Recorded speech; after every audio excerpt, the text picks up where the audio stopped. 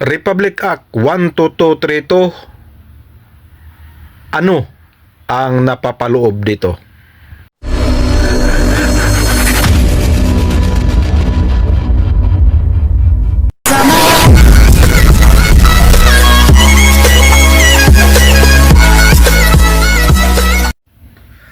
Hello, isang mapagpalang araw po sa ating lahat mga kapobre.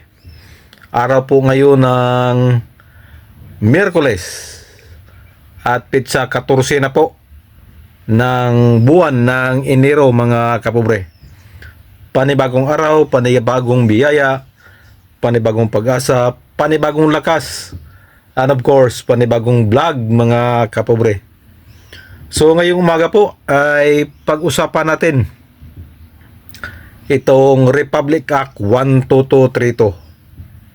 Sa mga nagdaan nating mga upload mga kapobre ay napag-usapan natin lagi itong barangay at SK election. At lalo na po itong Republic Act 12232. Pero marami pa po ang nalilito, marami po ang naguguluhan sa Republic Act 12232. So mga kapobre, ngayong umaga po, panoorin, pakinggan, at siyasatin nating mabuti ang napapaloob nitong Republic Act 12232. At para maintindihan at para mas klaro mga kapobre, panoorin natin to mga kapobre. Here we go. Nabalitaan nyo na ba? Last November 11, 2025, nagpasya na ang Korte Suprema na constitutional ang Republic Act 12232 o Term Adjustment Law. Pero marami pa rin ang nalilito sa batas na ito. Ano nga ba ang ibig sabihin ng batas na ito para sa mga barangay?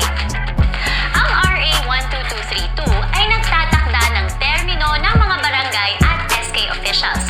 Ang dating 3 years ay 4 years na. Pero tulad ng dati, meron pa ring 3-term limit. Tama ba, Attorney Al? Tama yan, Kap. Walang anli sa usapin ng ating mga hinahalal na opisyal. Para sa mga barangay officials, 3 consecutive terms lamang. At para sa ating mga sangguniang kabataan officials, 1 term lamang. Ang kapangyarihan magtakda ng termino at ang term limit ay ginawad ng ating saligang batas sa ating Kongreso. Tandaan mga kabarangay, dahil sa prospectivity ng batas, tayong mga incumbent barangay officials ay hindi sakop ng 4-year term sa ilalim ng RA 12232. Ibig sabihin, ang bagong 4-year term at ang bagong term limit ay applicable lamang sa susunod na mga barangay officials na mananalo sa susunod na halalan. Tama yan, Kap.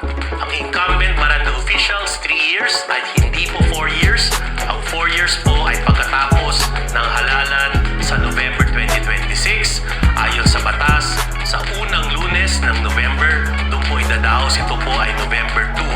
Kaya po ang ating halalan ay regular, periodic at tiyak. Wala pong indefinite postponement ng ating halalan. Maliwanag po yan sa batas. Ginagalang ng RA 12232 ang karapatan nating bumoto para sa ating mga barangay at sangguniang kabataan officials. Paano naman kapag last term na ng isang barangay official, Attorney?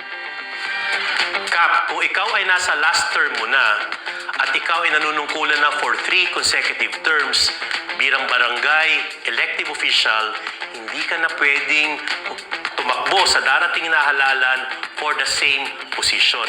Hindi nare-reset, hindi nabubura ng RA 12232 ang mga terminong iyong pinagsilbihan na. Kaya mag-uumpisa lamang yung panibagong term limit ayon sa RA 12232 sa 2026. Sa mga nanunungkulan na ng 3 terms ng mga barangay official, pwede ka lang tumakbo kung ikaw ay tatakbo for a different elective position sa ating barangay. Kaya klaro, Dahil sa RA 12232, mas may panahon na ang mga barangay officials magpatupad ng kanilang programa, may fix na hangganan na ang kanilang termino at magiging tuloy-tuloy ang BSK elections. At dahil sa batas na ito, meron ng katatagan, direksyon at predictability ang pamumuno ng ating mga barangay elective officials. Yan po ang nilalaman ng Republic Act 12232.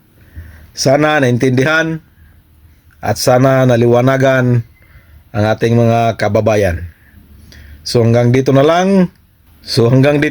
This is your Cap John Official. Mag-ingat po tayong lahat mga kapobre. Bye-bye and God bless.